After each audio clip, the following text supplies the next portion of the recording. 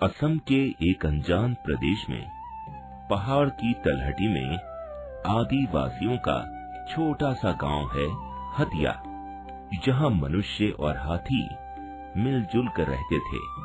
एक दिन यहाँ एक विदेशी सौदागर आया और गांव वालों को लालच दिया। गांव वालों, तुम मुझे हाथी पकड़वाने में मदद करो तो मैं तुम्हें ढेर सारी मोहरें दूंगा।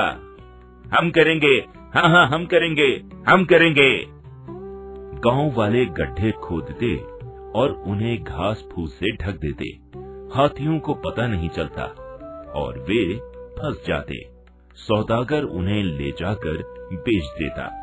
हाथी गांव वालों से नाराज हो गए।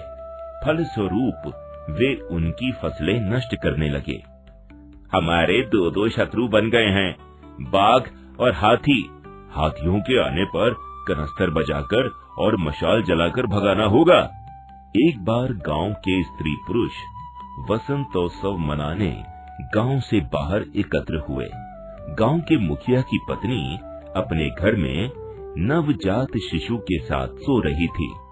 मौका पाकर एक बाघ बच्चे को उठाकर जंगल की ओर भागा। बच्चे की माँ भी मशाल लेकर उसके पीछे दौड़ी।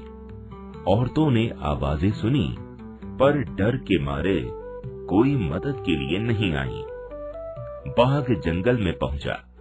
वहाँ एक हथनी माँ का बच्चा गड्ढे में गिर गया था। हथनी माँ उस गड्ढे के चारों तरफ चक्कर लगा रही थी।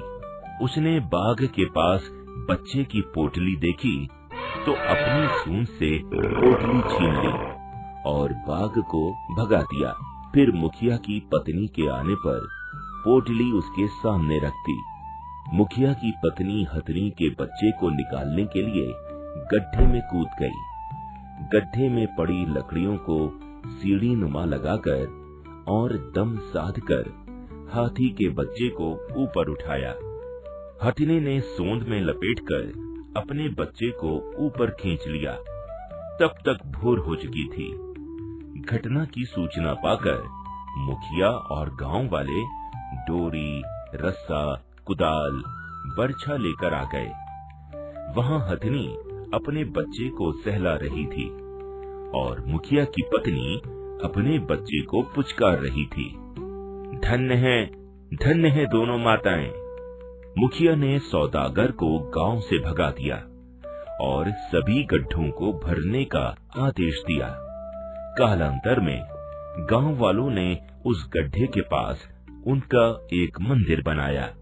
मंदिर की दीवारों पर खुदाई करके हथनी माँ के निकट उसका बच्चा हाथी बनाया और मुखिया माँ की गोद में बच्चे की मूर्ति बनाई। हमें सदा सद्बुद्धि देना कि हम वन्य जीवों के प्रति कोई अपराध न करें। तब से गांव में शीत ऋतु की विदाई तथा खेत में फसल पकने पर एक उत्सव मनाया जाता है, जिसमें लोग नाचते गाते घंटे बजाते हुए फलों से भरे टोकरे, केले के गुच्छे, दूध के घड़े, गन्ने, शहद से भरी कुप्पियां लेकर इस मंदिर में आते हैं।